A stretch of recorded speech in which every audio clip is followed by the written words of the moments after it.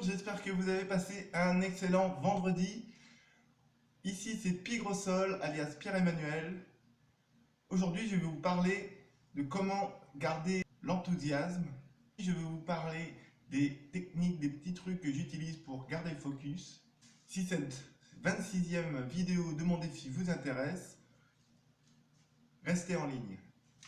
Alors aujourd'hui en fait, j'ai regardé pas mal de vidéos d'autres youtubeurs qui vont dans le même sens que moi, qui m'aident à garder l'enthousiasme. C'est vraiment intéressant finalement et important dans le sens que ça me permet de rester enthousiaste, de rester content de la situation finalement. De savoir que je ne suis pas seul aussi, qu'il y a plein de personnes qui agissent dans leur coin en quelque sorte. Et j'ai regardé aussi plusieurs articles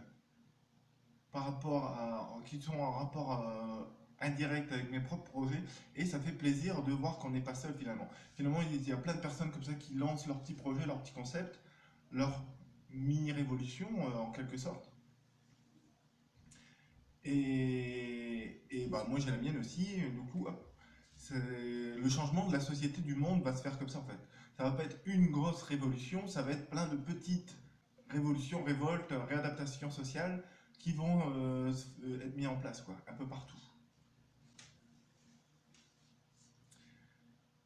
Et alors, je vous avais déjà parlé des messages sur les murs, etc., sur votre contexte, votre environnement finalement proche, que vous pouvez contrôler, quoi.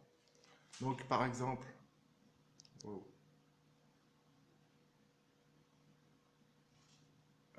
des mots avec les concepts,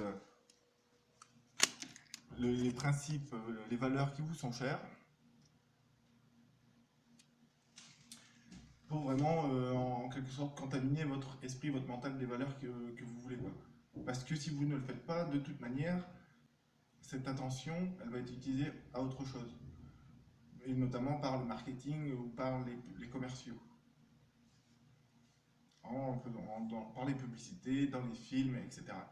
Alors pour rester enthousiaste, on peut aussi bien sûr regarder des sketchs, des comédies, des spectacles, si ça vous apaise et vous aide à vous sentir bien. Vous pouvez aussi vous entourer des personnes qui vous sont chaleureuses, faire un peu plus d'efforts pour aller voir vos neveux, vos nièces, vos cousins, vos petits cousins par exemple, sachant que ça va permettre de casser un petit peu la routine, de changer le décor, d'entretenir des relations et d'échanger finalement des sensations, des émotions de partage et d'harmonie un petit peu, de réussite. Entourez-vous des gens que vous voulez prendre comme exemple sur l'une ou l'autre facette de leur personnalité. Ça vous aidera également. Les lectures adaptées à vos ambitions.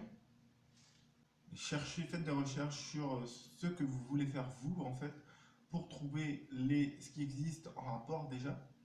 Ça va vous apporter du soutien moral, voire ça peut mener à des partenariats pour certains de vos projets.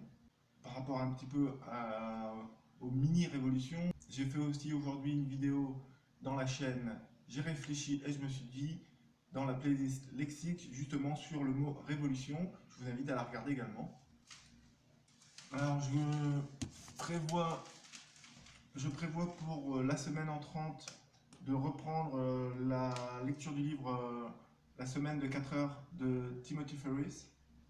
Travaillez moins, gagnez plus et vivez mieux. Lecture que j'avais arrêtée parce qu'à un moment il demande vraiment de mettre au point, de faire un chrono-rêve en fait. Et je ne me sentais pas prêt à ce moment-là de le faire. Et il fallait que je finisse bien d'organiser, de quadriller un petit peu mes pensées, mes idées, pour pouvoir les mettre dans l'ordre et ressortir les priorités finalement. Maintenant, ça a été plus ou moins fait, donc je vais revenir sur la lecture du bouquin, chapitre 4, réinitialisation du système, être irréaliste et précis.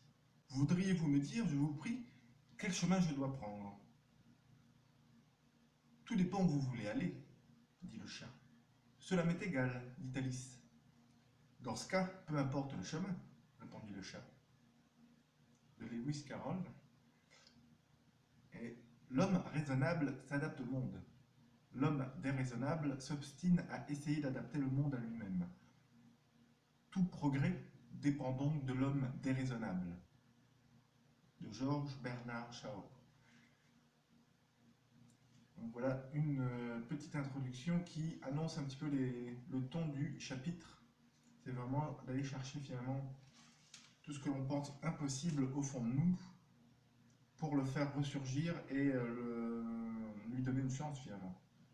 S'apercevoir que c'est justement les trucs qui ont été considérés impossibles par l'homme au cours de l'histoire, comme voler, comme traverser l'Atlantique, aller sur la Lune, aller au fond des océans, faire le tour du monde, etc., qui ont fonctionné et qui font partie des histoires.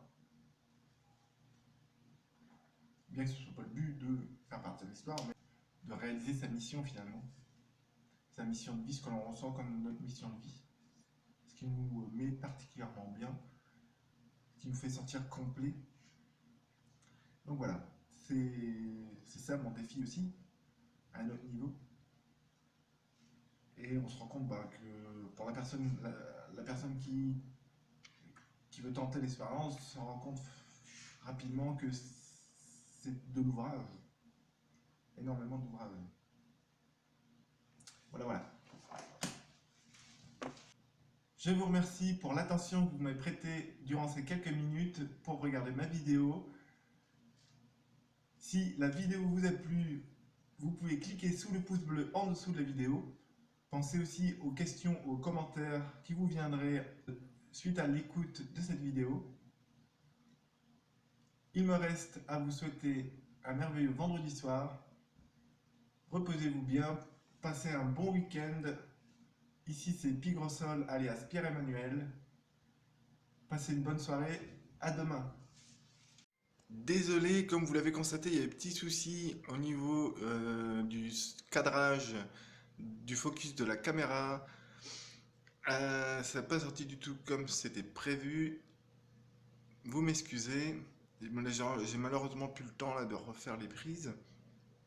Je ferai davantage attention la prochaine fois. Ciao, ciao.